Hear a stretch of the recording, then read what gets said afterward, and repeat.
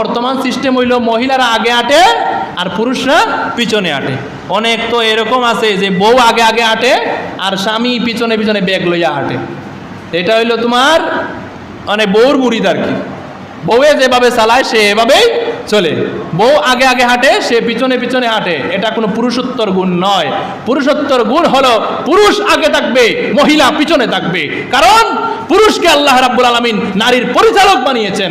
পুরুষ নারীকে পরিচালনা করবে, কোনো নারী পুরুষকে পরিচালনা করতে পারে না।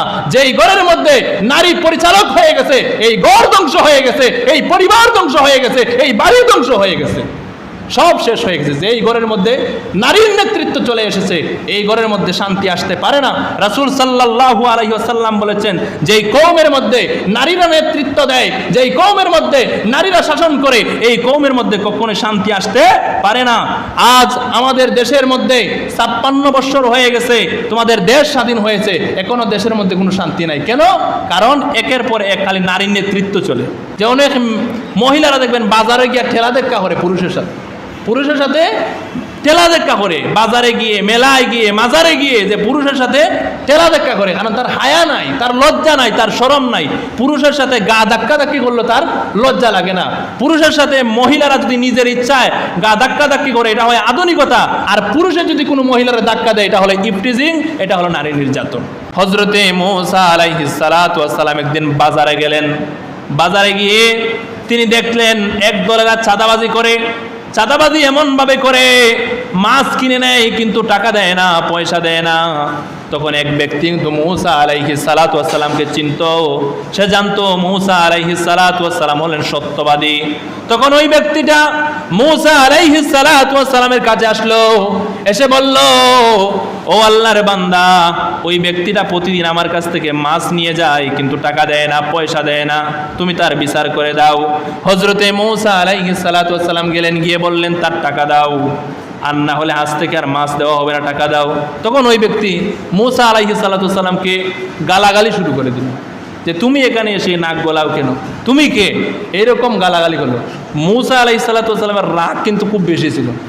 এমন রাগ ছিল, তিনি যখন রাগ করতেন, ওনার যে মাথার চুল টুপি পথ করে উপর দিকে বের হয়ে যেত। এত রাগ ছিল। যে এত রাগ ছিল, একদিন আজরাইল আলাইহিস সালাম রে এমন তাপ্পর মারছেন, আজরাইল আলাইহিস সালামের ডান চোখ তিনি বের করে ফেলেছিলেন। যে এত রাগান্তরিত একজন নবী ছিলেন যে মূসা আলাইহিস সালাতু ওয়াস সালাম। মূসা আলাইহিস সালাতু ওয়াস সালামের মতো রাগান্তরিত নবী আর কেউ নাই। এত রাগ ছিল। তিনি একটু তুতলা টাইপের ছিলেন, মানে কথা যখন বলতেন তখন কথাগুলো আটকে যেত। এই জন্য দেখবেন যারা তুতলে কথা বলে এদের কিন্তু রাগ কিন্তু খুব বেশি থাকে। তো মূসা আলাইহিস সালাতু ওয়াস সালাম রাগ খুব বেশি ছিল। এমন তাপ্পর মারছেন, তাপ্পর মারার সাথে সাথে ওই যে গাছ শেষ, ওই ব্যক্তি যে গাছ শেষ, যে চাঁদাবাজি করতো তারা একটা তাপ্পর মারছেন, মারার সাথে সাথে যে গাছ শেষ। আল্লাহ রাব্বুল আলামিন এই কথাটাও কোরআনের মধ্যে বলেন, ফাওয়াকাযাহু মূসা ফাকাদা আলাইহি। আল্লাহ রাব্বুল আলামিন বললেন, মূসা আলাইহিস সালাতু ওয়াস সালাম ওই ব্যক্তির একটা ঘুষি মারলো বা তাপ্পর মারলো, মারার সাথে সাথেই সে পৃথিবী ছেড়ে চলে গেল, সে মারা গেল। সে কি হলো? মারা গেল। এখন মূসা আলাইহিস সালাম নিজেও অবাক হয়ে গেলেন যে শাসন করার জন্য, ভয় দেখানোর জন্য একটা তাপ্পর মারলাম, আর সে যে মারা যাবে এটা তো আমি বুঝি নাই। এখন আল্লাহর কাছে তিনি দোয়া করলেন, ক্বালা রাব্বি ইন্নী যালামতু নাফসি ফাগফিরলি। তিনি আল্লাহর কাছে দোয়া করলেন, হে আমার রব, হে আমার আল্লাহ, আমি তো তারে মারার জন্য মারি নাই, আমি তো শাসন করার জন্য মারছি। ও আল্লাহ, তুমি আমারে মাফ করে দাও। আল্লাহ রাব্বুল আলামিন বললেন, আমি বুঝেছি, তোমার আমি মাফ করে দিয়েছি, তবে খবরদার আর এইরকম কাউরে তুমি মেরো না। এখানে শেষ হয়ে গেছে একটা বিষয়। যেই ব্যক্তিকে মূসা আলাইহিস সালাতু ওয়াস সালাম মেরেছেন, তার আলে আওলাদরা কিন্তু পরিকল্পনা করেছে যে মূসা আলাইহিস সালাতু ওয়াস সালামকে হত্যা করে ফেলবে। যেহেতু তাদের আওলাদকে মূসা আলাইহিস সালাতু ওয়াস সালাম হত্যা করেছেন, এই জন্য তারা প্রতিশোধ নেওয়ার জন্য তারা সিদ্ধান্ত নিয়ে নিল যে মূসা আলাইহিস সালাতু ওয়াস সালামকে তারা হত্যা করে ফেলবে। এখন হযরতে মূসা আলাইহিস সালাতু ওয়াস সালামের অনেক শুভাকাঙ্ক্ষী ছিল, বন্ধু ছিল, তারা এই বিষয়টা জেনে ফেলে হযরতে মূসা আলাইহিস সালাতু ওয়াস সালামের কাছে এসে বলল, তুমি এই এলাকা ছেড়ে চলে যাও, আর না হলে তোমারে কিন্তু তার আলে আওলাদরা হত্যা করে ফেলবে। তখন হযরতে মূসা আলাইহিস সালাতু ওয়াস সালাম আল্লাহর উপরে ভরসা করে তিনি এই এলাকা ছেড়ে চলে গেলেন। এই এলাকা ছেড়ে মাদাইন শহরে চলে গেলেন।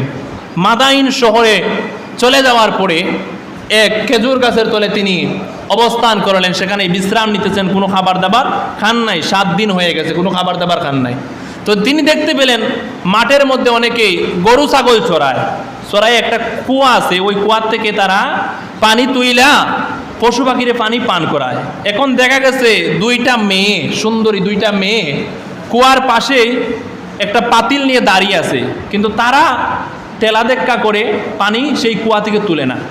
তো মূসা আলাইহিস সালাম মনে মনে ভাবলেন সবাই তাদের পশুকে পানি পান করানোর জন্য টেলা দেখা করে পানি তুলতেছে, কিন্তু এই 2টা মেয়ে দাঁড়িয়ে আছে, তার কারণ কি? তো তিনি ওদের কাছে গেলেন, গিয়ে বললেন যে সবাই পানি তোলার জন্য এরকম টেলা দেখা করে, যে তোমরা তো কোনো টেলা দেখা করো না, কোনো গা ঘষাঘষি করো না, তার কারণ কি? তখন তারা বলল, আমরা সব মেয়েদের মতো না, আমাদের বাবা হলো নবী, আমরা পুরুষদের সাথে টেলাটেলি করি না। সবাই যখন পানি পান করিয়ে চলে যায় তখন আমরা পানি পান করাই আমাদের পশুদেরকে। আর আমাদের বাবাও অনেক বৃদ্ধ, তিনি মাঠে আসতে পারেন না, এই জন্য আমরাই আমাদের পশু পাখিগুলারে মানে চড়াইয়া খাওয়াই, তাদেরকে পানি পান করাই। নবীর মেয়ে, এটা হলো আদর্শ। যে অনেক মহিলারা দেখবেন বাজারে গিয়ে ঠেলা দেখা করে পুরুষের সাথে ঠেলা দেখা করে, বাজারে গিয়ে, মেলায় গিয়ে, মাজারে গিয়ে যে পুরুষের সাথে ঠেলা দেখা করে, কারণ তার হায়া নাই, তার লজ্জা নাই, তার শরম নাই। পুরুষের সাথে গা ধাক্কাধাক্কি করলে তার লজ্জা লাগে না। পুরুষের সাথে মহিলারা যদি নিজের ইচ্ছায় গা ধাক্কাধাক্কি করে, এটা হয় আধুনিকতা। আর পুরুষের যদি কোনো মহিলারা ধাক্কা দেয়, এটা হলো ইফটিজিং, এটা হলো নারী নির্যাতন। এই হলো বর্তমান সিস্টেম। তো নবীর মেয়েরা গা ধাক্কাধাক্কি করে না। তো মূসা আলাইহিস সালাতু ওয়াস সালাম শক্তিশালী নবী, তিনি গেলেন, গিয়ে পাতিল নিয়ে পানি আনলেন, পানি এনে দিলেন। তারা ওনাদের পশুদেরকে কি করলো? পানি পান করাইলো। পানি পান করায় তারা আজকে সবার আগে বাড়িতে চলে গেল। তো সবার আগে বাড়িতে যাওয়ার ফলে হযরতে শুআয়ব আলাইহিস সালাতু ওয়াস সালাম তিনি বলতেছেন, ও আমার কলিদার মেয়েরা, প্রতিদিন তোমরা দেরি করে বাড়িতে আসো, আজকে দেখি এত তাড়াতাড়ি চলে আসলো, তার কারণ কি? তখন তারা বলল যে আমাদের কুয়ার পাশে একটা যুবক ছিল, শক্তিশালী যুবক ছিল, সে সবার মধ্যখান থেকে আমাদেরকে পানি এনে দিয়েছে, এই কারণে আমরা খুব তাড়াতাড়ি আমাদের পশুদেরকে পানি পান করে আমরা বাড়ি চলে এসেছি। তখন শুআয়ব আলাইহিস সালাতু ওয়াস সালাম বললেন, তাহলে এক কাজ করো, এই ছেলেটাকে আমার কাছে নিয়ে আসো, তারে কিছু পুরস্কার দেওয়ার দরকার। তো হযরতে শুআয়ব আলাইহিস সালাতু ওয়াস সালামের একটা মেয়ে চলে গেল মূসা আলাইহিস সালাতু ওয়াস সালামকে আনার জন্য। গিয়ে দেখে যে মূসা আলাইহিস সালাম এক গাছের ছায়ার মধ্যে কি করতেছেন? তিনি বিশ্রাম নিতেছেন। তখন ওই মেয়ে গিয়ে বলল যে আপনি যে আমাদের পশুদেরকে পানি পান করিয়ে দিয়েছেন, আমরা বাবার কাছে গিয়ে বলেছিলাম, তো বাবা বলেছেন উনি কৃতজ্ঞতা আদায় করবেন, আপনাকে কিছু পুরস্কৃত করবেন, আপনাকে যাওয়ার জন্য বলেছেন। তখন মূসা আলাইহিস সালাতু ওয়াস সালাম বললেন, আচ্ছা ঠিক আছে, কোনো সমস্যা নাই, তবে আমি আগে আগে হাঁটবো আর তুমি পিছনে পিছনে হাঁটবা। তার মানে হলো মহিলা পিছনে থাকবে আর পুরুষ আগে থাকবে, কারণ মহিলা যদি আগে থাকে তাহলে তার দিকে পুরুষের নজর পড়বে। এখান থেকে শিক্ষা হলো এটা। আর এখন বর্তমান সিস্টেম হইল মহিলারা আগে হাঁটে আর পুরুষরা পিছনে হাঁটে। অনেক তো এরকম আছে যে বউ আগে আগে হাঁটে আর স্বামী পিছনে পিছনে ব্যাগ লইয়া হাঁটে। এটা হইলো তোমার মানে বউর মুরিদ আর কি।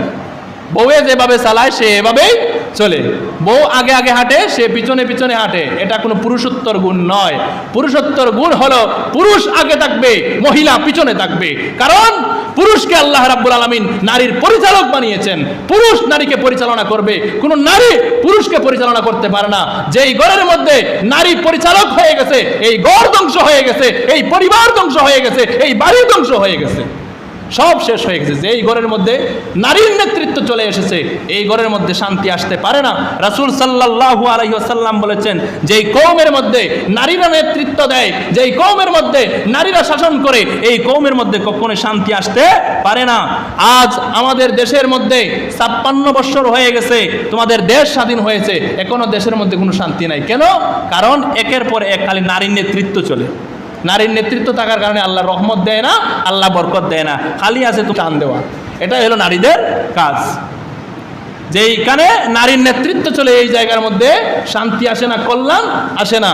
তো মূসা আলাইহিস সালাতু ওয়াস সালাম বললেন, আমি আগে আগে হাঁটবো, তুমি পিছন দিকে বলে দিবা যে তোমাদের বাড়ির রাস্তা কোন দিকে। তো মূসা আলাইহিস সালাতু ওয়াস সালাম শুআয়ব আলাইহিস সালাতু ওয়াস সালামের বাড়ি গেলেন। যাওয়ার পরে হযরতে মূসা আলাইহিস সালাতু ওয়াস সালামকে হযরতে শুআয়ব আলাইহিস সালাতু ওয়াস সালাম জিজ্ঞাসা করলেন, বাবা তোমার বাড়ি কোথায়, কোথায় থেকে এসেছো? হযরতে মূসা আলাইহিস সালাতু ওয়াস সালাম সব কিছু খুলে বললেন। বলার পরে শুআয়ব আলাইহিস সালাতু ওয়াস সালাম বললেন, কোনো চিন্তা করো না বাবা, আল্লাহ রাব্বুল আলামিন তোমাকে হেফাজত করবেন। তবে আমার একটা প্রস্তাব আছে। এই প্রস্তাব হলো, তুমি যদি কোনো কিছু মনে না করো, তাহলে আমার দুইটা মেয়ে আছে, আমি চাই তোমাকে একটা মেয়ের বিবাহ, তোমার কাছে আমার একটা মেয়ের বিবাহ দিতে চাই, যে তোমার কাছে আমার একটা কলিজার টুকরা মেয়ের বিবাহ দিতে চাই। এখন মূসা আলাইহিস সালাতু ওয়াস সালাম মনে মনে ভাবলেন, এই জায়গার মধ্যে আমার কোনো বাড়ি নাই, আমার কোনো ঘর নাই, কোনো অবস্থান নাই, এখানে যদি আমি বিবাহ করতে পারি তাহলে তো খুবই ভালো হয়। কারণ হলো হযরত শুআয়ব আলাইহিস সালাতু ওয়াস সালাম তিনিও নবী ছিলেন, মূসা আলাইহিস সালাতু ওয়াস সালামও নবী ছিলেন। মূসা আলাইহিস সালাতু ওয়াস সালাম কিন্তু এখনো পরিপূর্ণ নবী হন নাই, এখনো কিন্তু কিতাব পান নাই। তারপরেও শুআয়ব আলাইহিস সালাতু ওয়াস সালাম মূসা আলাইহিস সালাতু ওয়াস সালামের কথাবার্তা শুনে বুঝতে পারলেন যে তিনি আল্লাহর পয়গাম্বর, মূসা ছাড়া আর কেউ হতে পারে না, যে তিনি আল্লাহর পয়গাম্বর, মূসা ছাড়া আর কেউ হতে পারে না। কিন্তু এখনো মূসা আলাইহিস সালাম নবী হন নাই। কারণ ভালো বংশের মানুষরা ভালো বংশের মানুষ চিনে, ভালো বংশের মানুষেরা ভালো বংশের মানুষ চিনে, ভালো মানুষে ভালো মানুষ চিনে, ভালো মানুষে ভালো মানুষের সাথে কথা বলে সুন্দর করে। আর কিছু মানুষ আছে কোনো ভালো মন্দ কিচ্ছু বোঝে না, কার সাথে কিভাবে কথা বলতে হয়, কার সাথে কিভাবে কথা বলতে হয়, কারে কিভাবে শ্রদ্ধা করতে হয় এটা বুঝে না, কারণ হয়তো তার বংশগত সমস্যা। এর লাগি ভালো বংশের মানুষে ভালো বংশ চিনে, ভালো মানুষে ভালো মানুষ চিনে, একে আরেকজনকে সম্মান করে। তো তারপরে হযরতে মূসা আলাইহিস সালাম রাজি হয়ে গেলেন, এখন মোহর দিতে হবে। তো শুআয়ব আলাইহিস সালাম বললেন যে মোহর যদি দিতে হয় তাহলে 8 বছর আমার ছাগল চড়াইতে হবে। কি করতে হবে? আমার বাড়ির যে ছাগল আছে এগুলার রাখালি করতে হবে। মূসা আলাইহিস সালাতু ওয়াস সালাম বললেন, ঠিক আছে, কোনো সমস্যা নেই, কোনো সমস্যা নাই। ওই বর্তমান যুগে যদি হইতো, বর্তমান যুগের উম্মতের নবী যদি হইতো তাহলে কি হইতো? মানুষেরা বলতো, আরে উনারে নবী কিভাবে মানা যায়, উনি ওর বাড়ির ছাগল চড়ায়, ছাগলের রাখাল, ওর বাড়ি গরু রাখে, ওর বাড়ি ছাগল রাখে, উনারে কি নবী মানা যায় নাকি? হ্যাঁ, উনারে আলেম মানা যায় নাকি? উনি ওর বাড়ি ছাগল চড়ায়, গরু চড়ায়।